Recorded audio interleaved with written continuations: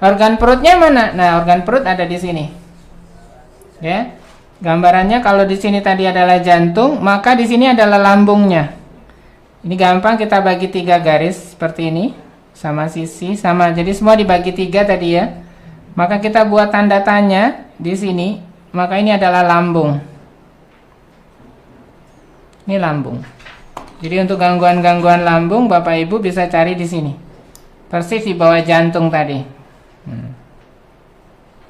Ya, cari mana bagiannya yang nyeri. Ada tumpang tindih, iya, ada namanya tumpang tindih tadi. Karena memang letak jempol kita ini miring ya. Nah, nanti dalam sujud secara lebih detail akan dijajarkan lebih dalam anatomi tubuh, baik di sistem standar ini maupun sistem-sistem yang lain. Jadi kita ada sistem standar, basic, ada sistem di jari, bahkan di ruas, ya. Itu sangat luar biasa, Sujok bisa menemukannya. Nah, kemudian di tubuh besar kita punya hati. Hati itu ada di sebelah kanan tubuh, maka ini adalah hati kita. Nah, ini hati, ya. Ketika kita paham letak lambung, maka ketemu hati. Hati di sebelah kanan dari lambung. Nah, empedu adalah dekat dengan hati. Nah, ini seperti ini. Kemudian pankreas. Pankreas ada di bawah lambung. Nah, ini pankreas. Ya. Jadi, segampang itu bagaimana kita paham anatomi tubuh besar. Tinggal kita pindahkan dia di tubuh kecil. Kemudian limpanya di mana? Limpa ada di kiri dari lambung. Jadi ada overlapping atau tumpang tindih antara paru, jantung, dan lambung serta limpa. Nah, kemudian usus besarnya dari mana? Nah, usus besar kita tarik dari usus umbai cacing atau appendix ya. Kemudian dia seperti ini, terus dia sigmoid ke bawah. Jadi ascending, transversal, descending, sigmoid. Nah, ini adalah usus besar kita. Jadi kalau ada gangguan usus besar, konstipasi seperti itu, kita cukup lakukan pijatan dari ini bawah ini ke atas, terus transversal dia mendatar seperti ini, kemudian menurun, kemudian sigmoid. Kita ikuti saja, itu insya Allah gangguan-gangguan buang air besar itu bisa kita atasi dengan pijatan seperti ini. Nah, seperti itu. Jadi kita bisa lakukan beberapa kali ya. Kalau ada yang mengalami kesulitan dengan buang air besar, lakukan pijatan ini 10 sampai 20 kali. Itu insya Allah Bapak Ibu nanti langsung ke belakang. Ya, ini. Nah, usus kecilnya di mana? Nah, di sini. Ini usus kecilnya. Ya, ini gangguan-gangguan usus kecil dilakukan di sini. Nah, ini adalah gambaran bagaimana tadi tubuh besar kemudian dipindahkan di tubuh kecil.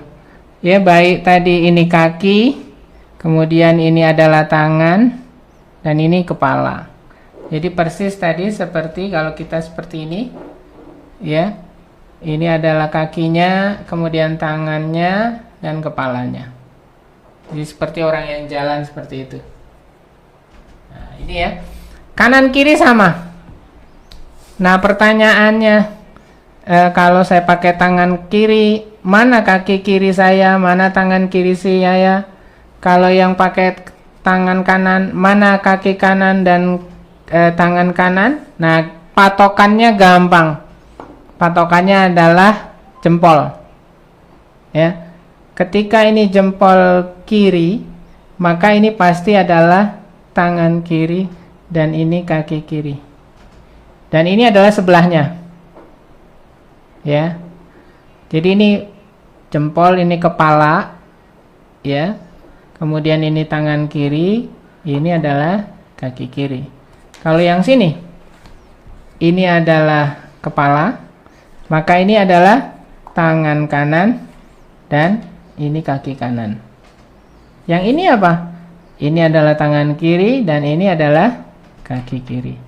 Yang sini, ini kepala kiri, ini tangan kiri, ini kaki kiri, ini tangan kanan, ini kaki kanan. Nah, penggunaannya karena konsepnya adalah similar, mirip, semakin mirip maka semakin besar reaksinya. Contoh, kalau yang sakit sisi kanan atau tangan sebelah kanan sakit, maka yang paling cepat reaksinya adalah Bapak Ibu pilih tangan kanan dan menggunakan tangan kanan. Apakah tangan kanannya sakit di sisi ini atau di sisi ini? Tinggal cari sisinya. Ini adalah sisi dari ujung kuku sampai pergelangan. Ini sampai di sini ya, siku. Kemudian sini sampai atas, itu di sini. Kita tinggal cari apakah sisi ini sisi yin atau sisi terang. Ini adalah sisi yang gelap. Jadi ini sisi terang, maka ini sisi gelapnya. Semudah itu. Jadi kalau sisi ini yang sakit, kita bisa cari di sini. Kalau sisi yang ini yang sakit, maka carinya di sini. Mana yang paling nyeri? Ya, itu mengapa kita juga memerlukan alat diantaranya untuk mencari bagian yang nyeri agar lebih mudah. Nah, ketika ketemu, maka itu yang kita jadikan fokuskan untuk dilakukan pemijatan. Nah, seperti itu. Jadi menggunakannya jauh lebih mudah, jauh lebih praktis, dan alhamdulillah pelajaran atau pembelajaran kita di Sujok ini itu diajarkan atau dipelajari bukan hanya mereka yang punya basic ilmu kesehatan atau kedokteran, tapi di luar itu pun mereka yang belajar dan tidak memiliki basic kesehatan atau ilmu kedokteran, alhamdulillah itu bisa memahaminya juga sama cepatnya. Ya. Jadi kita bisa sampai saat ini mengajarkan banyak ibu rumah tangga, kemudian guru-guru juga, termasuk siswa-siswanya, untuk secara mandiri, jika ada keluhan-keluhan yang praktis, yang hari-hari biasa dihadapi, itu bisa dibantu dengan secara cepat menggunakan metode ini. Nah, ini yang salah satu mungkin kelebihan dari metode Sujok yang sudah coba kita sosialisasikan selama ini. Nah, ini tadi adalah gambaran-gambaran bagaimana ketika kita mengobati atau mencoba melakukan terapi terkait dengan anggota tubuh, termasuk organ dalam. Nah, termasuk tulang, Bapak Ibu. Ya, kalau kita tahu ini adalah kepala, ya tadi, maka tulang cervical itu ada di sini. Ya, ini cervical 1, ini adalah cervical 7. Jadi cervical 1 sampai cervical 7 bisa kita cari di sini. Jadi kalau ada yang gangguan-gangguan cervical, bisa kita cari mana yang paling nyeri. Nah, seperti itu. Jadi ini bisa membantu Bapak Ibu untuk melakukan terapi mandiri. Ya. Nah, seperti ini. Mana yang paling nyeri? Lebih tepatnya lagi jika memang punya laporan medis patologisnya mungkin di C1 atau C4, itu jauh lebih baik. Kita tinggal mencari persisnya di mana. Tapi kalau tidak mengetahui, kita bisa mencari satu-satu. Nah, ini ya. Ini untuk tulang serviks. Di bawahnya lagi apa? Nah, dari sini sampai ada tulang di sini. Ya, ini pankreas ya. Ini, nah ini adalah torakal 1, ini torakal 8. Di torak 8 di sini persis ada yang dekoknya. Nah, ini torak 8, ini torak 1. Ya, tinggal cari ada di mana nyerinya, sakitnya. Nah, Kemudian secara gamblang lagi kita coba lagi, ini torak 9. Nah, kemudian ini adalah tulang ekor. Ya, kalau kita garis tengah seperti ini, maka ini adalah tulang ekornya di sini. Ya. Koksik ada di sini. Nah, tinggal cari. Kalau ada ambeien, nah cari juga titik nyerinya di sini. Ya. Ini bisa untuk mengobati ambeien, ya, kalau memang ketemu ada masalah dengan ambeien. Mana yang paling nyeri? Nah, ya, kalau di sini adalah torakal 9, kurang lebih di sini adalah tokar 12. Nah, letak ginjal kurang lebih di sini. Ya, ini kalau kita tarik garis dari sini, maka ini ginjal.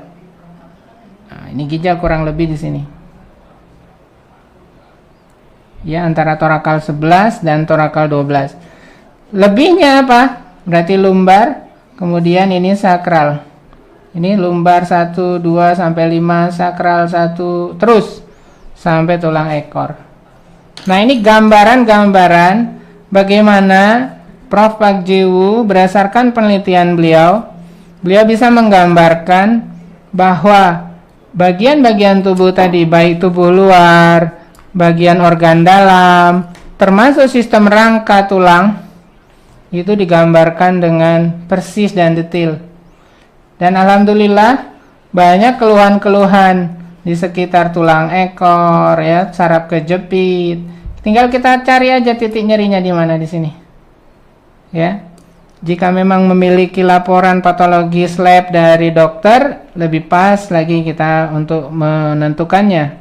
Tapi jika tidak, ya kita bisa mencarinya sendiri. Nah, ini ya.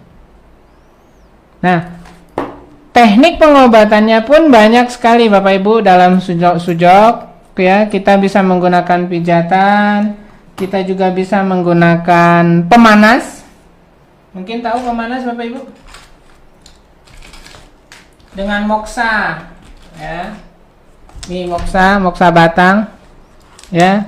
Kita panasi gitu, kemudian kita tinggal alirkan panasnya di mana bagian tempat yang sakit. Nah, itu bisa. Apakah di sistem tulang, ya, ataukah di ginjal, ataukah tadi di tulang leher, atau bagian belakang kepala. Jadi otak itu ada di sini, ya. Ini otak semua Bapak Ibu. Nah, ini otak semua. Ya. Tinggal apakah di mana? Atau di depan. Ya, tadi termasuk pemanasan paru. Ya, paru dipanasi dengan moksa, sangat bagus. Kemudian laringnya, kemudian sistem hidungnya, atau organ yang lain. Jadi kita bisa melakukan dengan diantaranya lagi dengan pemanas, ya, dengan moksa. Jadi sistem apapun Bapak Ibu yang sudah kenal terkait dengan teknik pengobatannya, alatnya itu bisa dipakai di sini. Tinggal kita melakukannya di organ mana sesuai dengan keluhan yang kita jumpai. Apakah tadi di organ luar ataupun organ dalam. Nah, ini adalah teknik umum yang biasa kita pakai hari-hari Bapak Ibu. Dan alhamdulillah tadi tahadus binikmah pada Allah bahwa dengan sistem ini kita bisa banyak membantu orang lain. Ya, tanpa harus sulit-sulit memahami struktur organ dalam yang ada di tubuh besar. Ya, kita paham letaknya saja, kita sudah bisa membantu. Ya, dan juga tidak ada efek negatif Bapak Ibu, ya.